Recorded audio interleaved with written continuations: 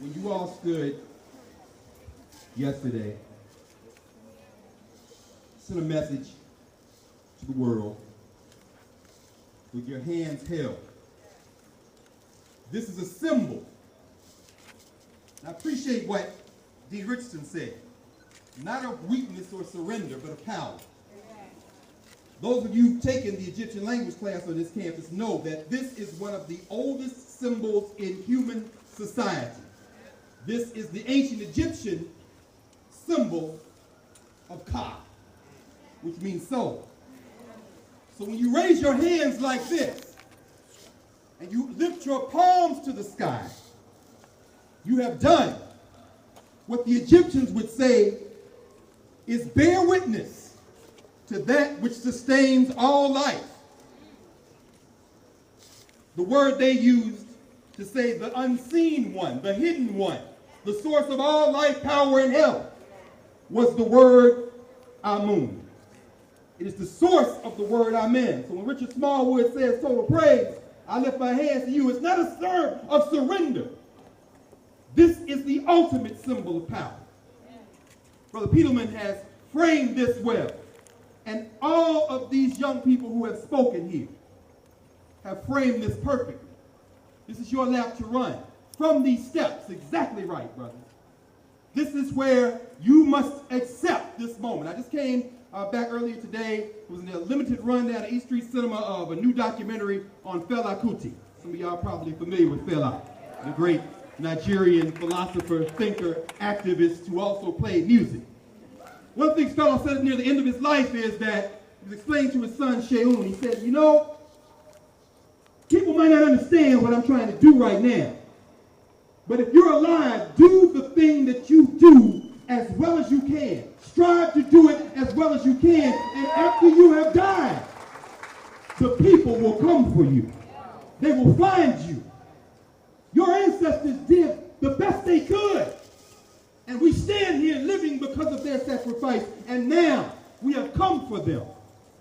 Because of what you will do now, this world will come for you. Understand that one of your fellow at one time classmates, now a double alumna, Maya White. Some of y'all have talked to Maya, talked to her family, talked to her friends. So you know that she survived being shot. She's recuperating now. But she was there, this Missourian, this African from Missouri, bearing witness.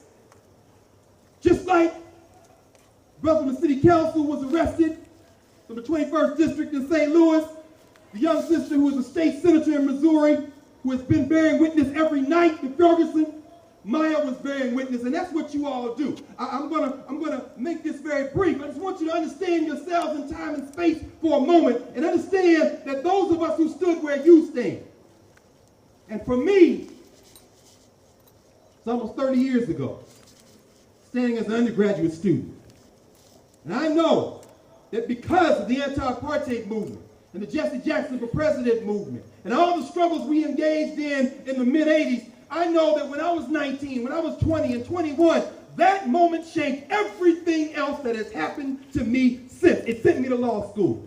It sent me to graduate school, and eventually it brought me to this space. But it was when I was 19 and 20, doing what you're doing right now. So please, do not imagine for a moment that what you are doing is not only not significant, but won't change the course of your life. Understand that moments like this, and I agree, we get tired of these moments. We get tired of being here in these moments. But understand that when these moments occur, you have stood your ground and bore witness. We were here almost exactly a year ago today to go downtown for the 50th anniversary of what we know now is the March on Washington. You stood in this space. I watched you all stand in this space to stand for affirmative action 10 years ago and brought universities from all over the country to have a teach-in over in Bird Gym. I watched you in this space a few years later when in Jenna, Louisiana, people came at our children and you stood for them, and the world again convened in this space with the parents of the so-called Gina 6. I watched you over the last 2 years when Sabrina Fulton came to this campus and said, you have stood with me and my husband You have stood with me and my family. You have stood with me and my son.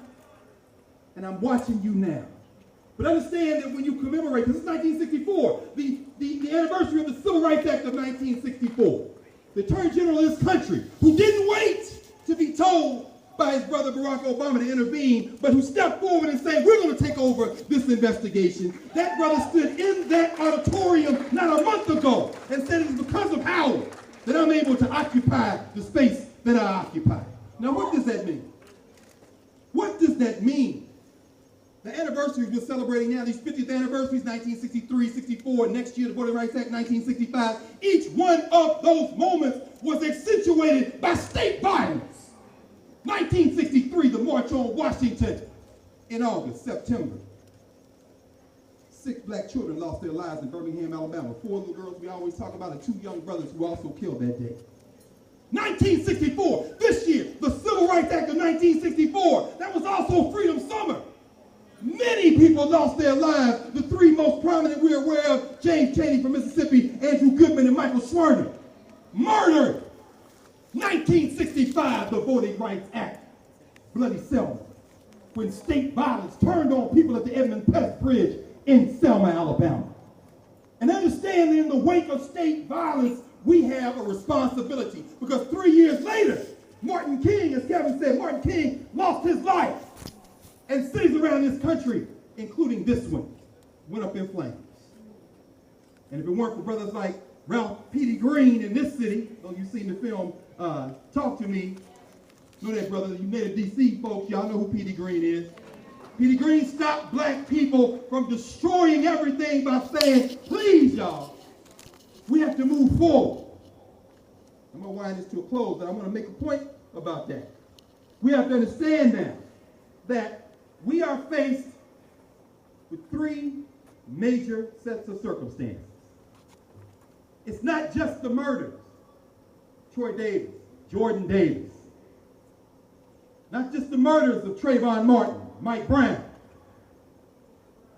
Jordan Davis' father was in Geneva earlier this week because the United Nations has a convention for the elimination of racial discrimination. The United States is not a signatory, of course. But he stood there talking to Geneva. He said, we've exhausted all domestic remedies. I'm going back international. But when he stood there, he said, I brought up the name of Mike Brown because his family and his people need to be represented here too. That's your role, Howard. Our people sent us here for you to play that role. Understand, it's not just the murder of those brothers, but that 24 people have been shot in this city over the last week. 7 last night, including one at the corner of Malcolm X and Martin Luther King in Southeast. Saturday afternoon, I was standing at the corner of Malcolm X and Martin Luther King, thinking to myself, I love these black people, and I swear I wish all the Howard students just come to Southeast D.C. for a day and let these children see you, and then bring them here and let them see. I was standing there, thinking that, and my God, not even a week later, a man is shot on that very same corner. That's not the police. 3 things. I'm done. The first thing is, in this country, black citizenship is considered martyrdom. We are expected to suffer for this country. We are not expected to turn